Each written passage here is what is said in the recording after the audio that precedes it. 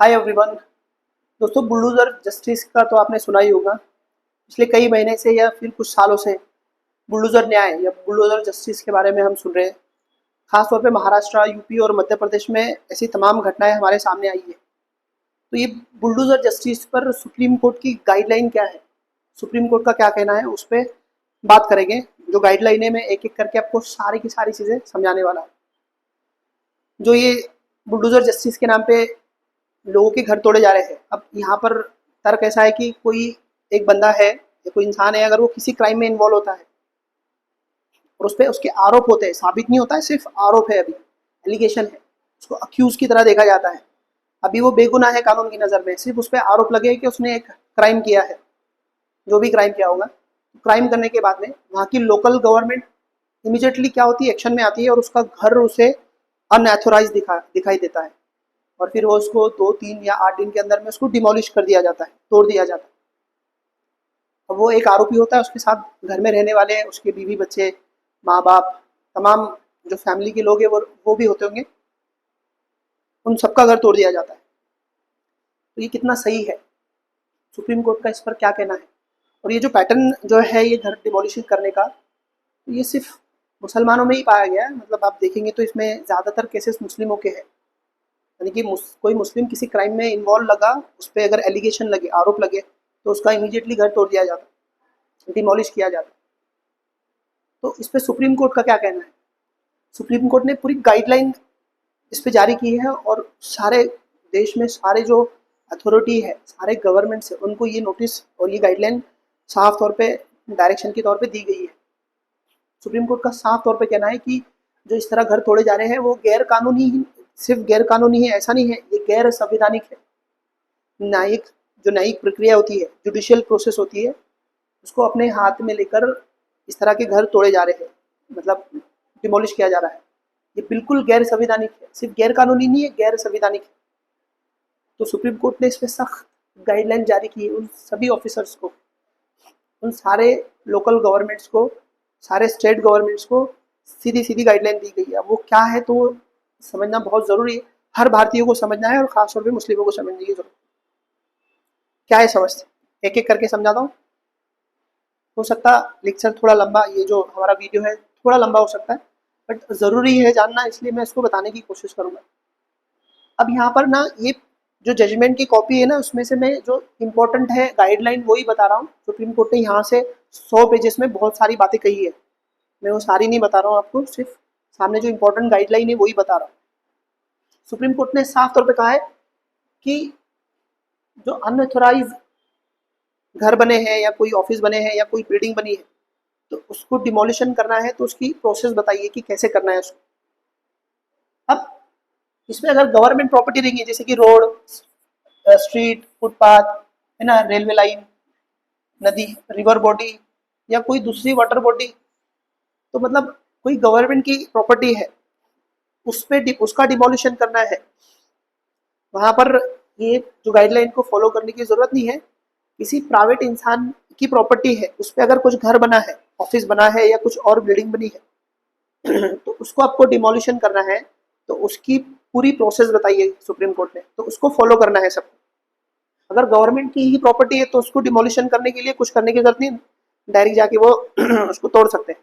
जैसे मान लो एक इंसान है राजू, राजू ने गवर्नमेंट का रास्ता है, वहां पर अपना साइड में अपना घर बना के रखा गवर्नमेंट के रास्ते पे, तो वहाँ की जो लोकल गवर्नमेंट है वो आएंगी, उसको घर को तोड़ देंगे। उसके लिए प्रोसेस फॉलो करने की जरूरत नहीं है, क्योंकि वो प्रॉपर्टी गवर्नमेंट की है। अब जो प्राइवेट लोग हैं, जैसे मैं हूँ, मेरी एक ज़मीन है, उसमें मैंने घर बनाया और उसकी जो परमिशन लेनी होती है वो मैंने नहीं ली, तो तब वो अनएथोराइज होता है। तो उसको डिमोलिशन करने का क्या तरीका है, वो सुप्रीम कोर्ट ने कहा है। अब सुप्रीम कोर्ट ने यहाँ कहा है कि अगर कोई इंसान पे आरोप लगे तो ही डिमोलिशन करते, ये भी गलत है। और ये कहा कि अगर किसी पे आरोप सिद्ध हो चुके, मतलब उसको कन्विक्शन आ चुका है उसके बारे में, वो गुनहगार साबित हो चुका है, तब भी उसका घर आप नहीं तोड़ सकते। उसके लिए भी आपको ये प्रोसेस फॉलो करना पड़ेगा। तो क्या है तो समझते, क्या गाइडलाइन है, क्या है। तो इसमें सबसे इंपॉर्टेंट है नोटिस। देखो, कुछ बातें पहले समझा देता कि ये जो घर का जो देखना रहता ना, ये म्युनिसिपल कॉर्पोरेशन के अंडर में आता। अगर देहात है, गांव है, तो वहाँ की पंचायत के अंडर में आता। वही घर बनाने के लिए परमिशन देते हैं, और अगर परमिशन के बिना बनाया तो तोड़ने की भी उनको ही अधिकार है। उसके लिए पूरे कानून बने हैं देश भर में। पंचायत राज का अपना कानून है, म्युनिसिपल कॉर्पोरेशन का अपना एक कानून है, जो कानून के हिसाब से। तो अब मैं बात करूंगा कि जो घर तोड़ने के लिए जो अथॉरिटी है, अथॉरिटी जो घर तोड़ने की, तो मतलब वो म्युनिसिपल कॉर्पोरेशन के कुछ अधिकारी हो सकते हैं या ग्राम पंचायत के कुछ अधिकारी हो सकते हैं, जिसके पास उसका इख्तियार है घर तोड़ने का। मैं अथॉरिटी बोलूंगा तो आप समझ लेना कौन, म्युनिसिपल कॉर्पोरेशन के ऑफिसर्स या टाउनशिप प्लानिंग के जो भी ऑफिसर्स है, जिसको ये काम दिया गया है म्युनिसिपल कॉर्पोरेशन एक्ट के अंदर में या फिर ग्राम पंचायत के अलग अलग कानूनों के अंदर। ठीक है। और सामने वो जिस घर का जो रहेगा उसको आदमी बोलकर, आदमी या इंसान जो भी है, मैं ऐसा बोलूंगा तो आप कंफ्यूज मत होना मैं किसकी बात कर रहा हूँ। पहले क्या करना है, अगर आपको किसी का घर तोड़ना है, मतलब ये अथॉरिटी को किसी का घर तोड़ना है, किसी आदमी का, तो पहले उसको ना शो केस नोटिस देनी पड़ेगी, शो केस नोटिस। और वो शो केस नोटिस 15 दिन पहले देना पड़ेगी। पहली बात, जब आप नोटिस देंगे उसको तो वो रजिस्टर होना चाहिए। मतलब आपको पोस्ट ऑफिस से रजिस्टर नोटिस भेजनी है, ऐसा नहीं कि आपकी मनमानी आप भेज दिया और कोई भी तारीख डाल दी ऐसा हो गया, ऐसा नहीं। आपको रजिस्टर नोटिस भेजनी है, और वो नोटिस की एक कॉपी ना उस बिल्डिंग पर चिपकानी है 15 दिन पहले। 15 दिन की नोटिस देनी है, रजिस्टर नोटिस देनी है पोस्ट ऑफिस के थ्रू। ठीक है। और एक कॉपी उसकी उस बिल्डिंग पे लगानी है। दूसरा नंबर का, the time 15 day stated hearing shall be started from the date of receipt of said notice. अभी 15 दिन कब से कैलकुलेट करेंगे? ऑफिस में बैठ के एक आधी टाइप उसको टाइप करा तब से नहीं, जब वो नोटिस उस आदमी को जिसका घर तोड़ा जा रहा है उसको मिलेंगी, और वो क्या करेगा, सिग्नेचर करके एक कॉपी रिटर्न देगा, तब से 15 दिन काउंट हो गए। उसके बाद में आप जब वो नोटिस भेजेंगे तो वो नोटिस की एक कॉपी आपको क्या करना है, वहां का जो डिस्ट्रिक्ट कलेक्टर है उसको मेल करना है। मतलब जैसा आपने उस आदमी को नोटिस भेजी, वैसी ही एक नोटिस आपको कलेक्टर को भी भेजनी है। जैसे आप मेल करेंगे तो उसकी वहां से एक्नॉलेजमेंट रिसिप्ट जनरेट होंगी। वो एक्नॉलेजमेंट रिसिप्ट बहुत इंपॉर्टेंट रहेंगी, उसको भी साथ रखना है। और वहां से फिर ये 15 दिन कैलकुलेट होंगे। इसके साथ वो जो कलेक्टर है, वो कलेक्टर को भी कुछ काम सुप्रीम कोर्ट ने दिए। उन्होंने कहा कि आप क्या करो, एक अधिकारी बना के रखो उसके लिए। मतलब ये इन्होंने मेल भेजे नहीं भेजे उसके लिए क्या करो, एक ऑफिसर्स बना के रखो उसके लिए, और एक ईमेल आईडी बना के रखो। जब भी घर तोड़ने की नोटिस भेजेंगे तो आपको वो मेल आईडी पे मेल करना चाहिए रहेगा, तो आप मेल आईडी बना के रखो। और उस पर देख रेख निगरानी करने के लिए एक ऑफिसर बना के रखो। वो ऑफिसर वो सब चीज़ों पे ध्यान रखेगा। उसके बाद में अगला पॉइंट है, अब वो नोटिस में क्या क्या होना चाहिए। उस आदमी को अगर नोटिस भेजना है तो उसमें क्या क्या होना चाहिए। पहला है कि आपका जो घर है वो किस नेचर का है, बिल्डिंग है, झोपड़ा है, ऑफिस है, घर है, कारखाना है, कुछ भी है उसका नेचर बताना पड़ेगा। उसके बाद में आप वो क्यों उसको तोड़ने वाले हैं, उसको डिमोलिशन क्यों करने वाले हैं, वो नोटिस में मेंशन करना है कि किस वजह से तोड़ने वाले हैं, मैंने कौन सा गुनाह करा, क्या करा, वो सारी चीज़ें उसमें बतानी। साथ साथ वो नोटिस में बताना है कि आपको कौन कौन से डॉक्यूमेंट हमारे को बताने हैं 15 दिन के अंदर में। मतलब आपको अगर उससे बचना है, घर तुड़वाने से बचना है, तो आपको ये परमिशन के डॉक्यूमेंट बताओ। तो कौन कौन से डॉक्यूमेंट भेजने हैं, कौन से, वो उसकी सारी लिस्ट देनी पड़ेगी उसको। चौथा नंबर का पॉइंट जो नोटिस में होना चाहिए, the notice should also be specified date which person hearing to be fixed and designated authority। उसी नोटिस में ना उसकी सुनवाई की तारीख दी जाएगी, मतलब किस तारीख को वो तेरी बात सुनने का मौका दिया जाएगा, और किस अथॉरिटी के पास जाना है। मतलब नोटिस में साफ तौर पे कहा जाएगा कि भाई ये तारीख को तेरे को तेरा जो बाजू बोलने की है, अपनी राय जो बोलनी है, वकील के थ्रू या खुद आके तुझे अपनी बाजू कहने का मौका दिया जाएगा। ये अधिकारी के पास तुझे आना है और ये तारीख को आना है।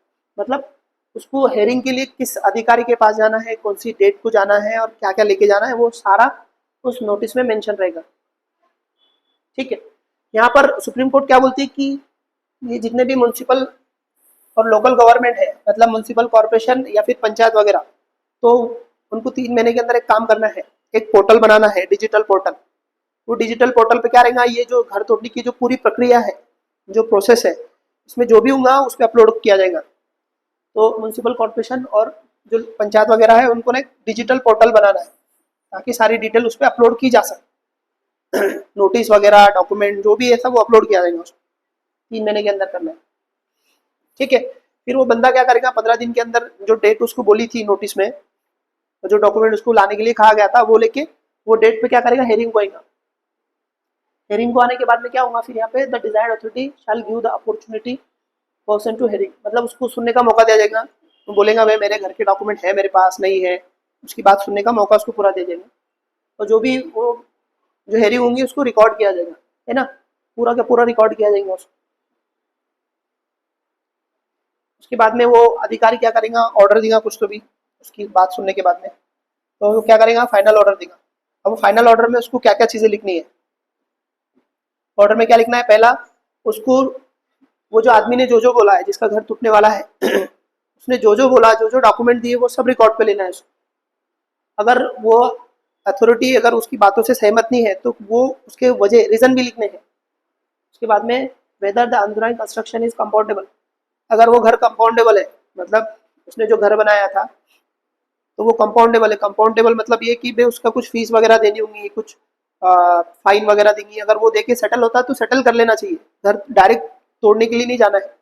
अगर वो पॉसिबल है कि कंपाउंड हो जाएगा, उस पर जो ड्यू है, जो फीस बाकी है, जो परमिशन बाकी, अगर वो सेटल करता है तो ठीक है, खत्म कहानी वहीं पे, तो वो देखना पड़ेगा उसको। ठीक है, अगर वो कंपाउंडेबल नहीं है तो फिर उसके रीजन मेंशन करने हैं उसको अपने ऑर्डर में। उसके साथ साथ उसको ये भी देखना है कि वे पूरा घर अनऑथोराइज है कि कुछ हिस्सा है उसका, वो भी देखना है उसको। अगर कुछ हिस्सा है तो उस हिस्से के बारे में ही बात होगी, पूरा घर तोड़ने की जरूरत नहीं है। उसके बाद में अगर पूरा घर तोड़ने की जरूरत ही है, आखिर में कोई मौका ही नहीं है, पूरा घर ही तोड़ना है उसका, तो रीजन मेंशन करना पड़ेंगे कि क्यों उसका घर तोड़ना है अपने ऑर्डर में। ठीक है, फिर उसके ऑर्डर के खिलाफ भी आप अपील पे जा सकते हैं, मतलब आपको अपील की भी उसके ऑर्डर के खिलाफ भी अपील में जा सकते हैं।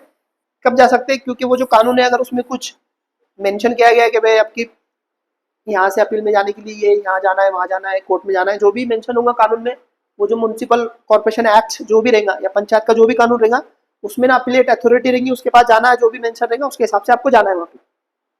अपील में भी जा सकते, अगर अपील में नहीं जा सकते तो 15 दिन तक आप ना वो घर 15, फिर अगर वो अपील में नहीं गया तो भी आप ना 15 दिन से पहले उसका घर नहीं तोड़ सकते। मतलब मान लो उसको नोटिस इशू की गई 1 तारीख को और 15 दिन तक उसकी मुद्दत है ना, और हेयरिंग कब थी, हेयरिंग थी 7 तारीख को, ऑर्डर कब आया उसका 8 तारीख को, तो 8 तारीख को आप घर तोड़ने जाएंगे, उसका ऐसा नहीं है, ये 15 दिन की मुद्दत खत्म होने तक आप जा नहीं सकते। ठीक है,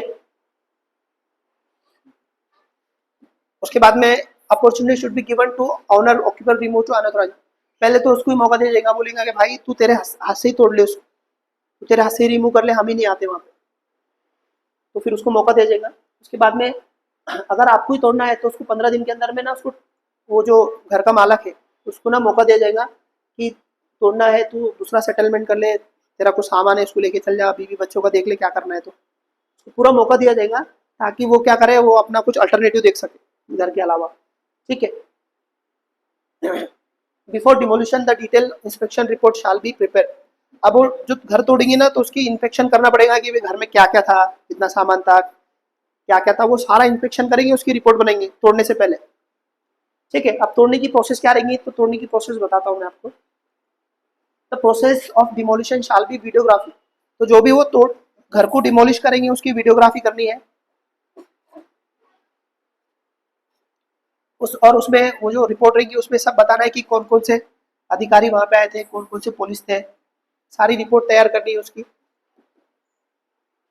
और वो रिपोर्ट को आपको क्या करना है, वीडियोग्राफी तो करना ही चाहिए, जो तोड़ने की पूरी वीडियोग्राफी करनी है, उसकी रिपोर्ट बनानी है, उसकी जो रिपोर्ट की कॉपी ना एक कमिश्नर को भेजनी है और एक डिजिटल पोर्टल पे अपलोड करनी है। तो ये सब प्रोसेस है जो करनी है।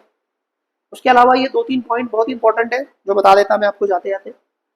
पहला है कि जो अधिकारी है, अथॉरिटी है, उनको स्ट्रिक्टली फॉलो करने हैं ये गाइडलाइन, स्ट्रिक्टली फॉलो करने हैं।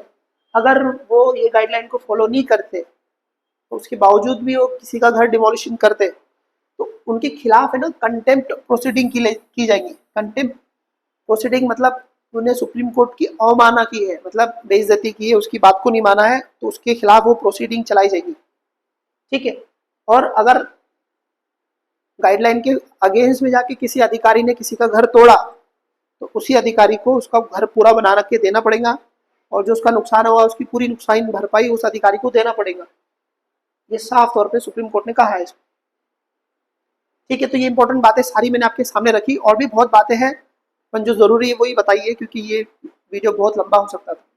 ठीक है, तो ये वीडियो को आप ज़्यादा से ज़्यादा हर भारतीय तक शेयर कीजिए, हर वो इंसान तक शेयर कीजिए, खास तौर पर मुस्लिमों तक, क्योंकि आपको पता है कि क्या उनके साथ हो रहा है।